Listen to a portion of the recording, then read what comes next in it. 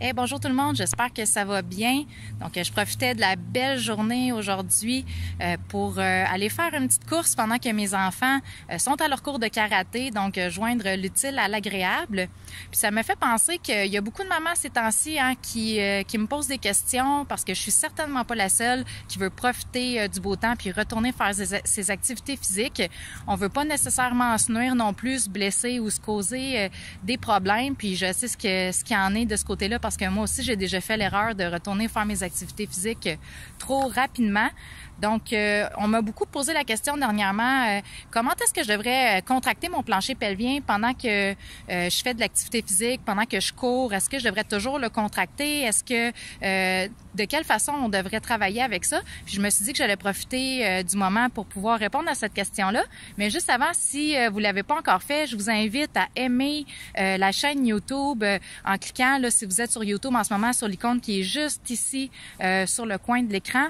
Ou sinon, visitez la chaîne YouTube parce que je donne vraiment plein d'informations super pertinentes là, sur toutes sortes de sujets de cette nature-là. Donc, en fait, comment ça fonctionne le plancher pelvien? C'est sûr que si on va faire des contractions pendant qu'on court ou pendant qu'on marche, par exemple, pour se pratiquer, c'est sûr qu'on va aller gagner de la force, d'abord et avant tout. Par contre, ce qu'il faut garder en tête, c'est que le plancher pelvien ne travaille pas de cette façon-là. En fait, le plancher pelvien, lui, va toujours travailler en réponse à l'exigence de l'activité. Donc, par exemple, toutes les fois où je vais faire un pas, mon plancher pelvien va répondre à la demande en répondant à cette exigence-là. Donc, toutes les fois que je fais un pas, mon plancher pelvien va répondre de cette façon-là, comme ça.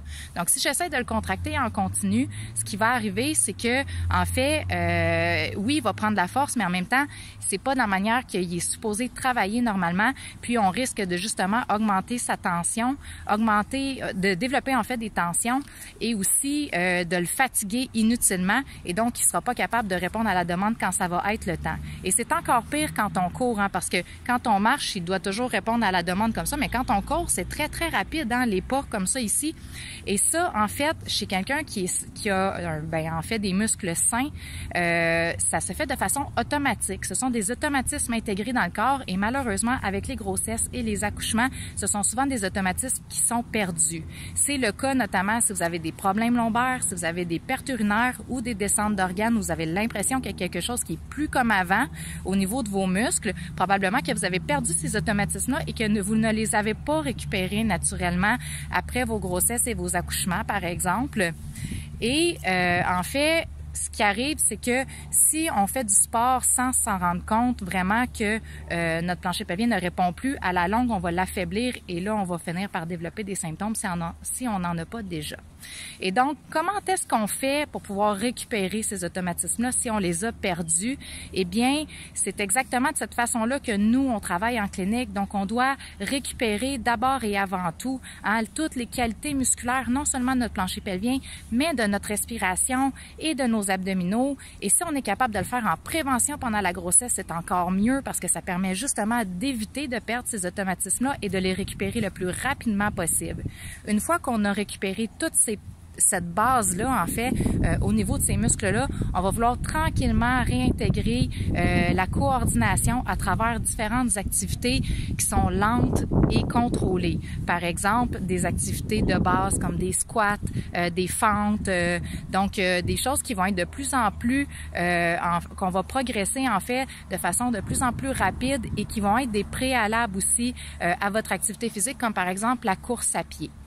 Une fois qu'on va avoir réussi à intégrer ça de façon graduelle, on va pouvoir réintégrer par la suite la course, mais toujours en respectant le principe, là, on peut pas partir du jour au lendemain et dire « OK, là, je suis correct, j'ai le goût pour pouvoir courir » et on court comme si on n'avait jamais arrêté de courir. C'est pas comme ça que ça fonctionne. On doit reprendre les choses étape par étape. On doit retravailler au niveau du volume, autant au niveau de la durée, par exemple, de la course, que de l'intensité, que aussi au niveau de toutes les autres composantes qui vont faire en sorte qu'on va aller chercher nos objectifs. Et c'est de cette façon-là que moi, je travaille en clinique et pour en fait accompagner les mamans dans leur retour vers les activités physiques.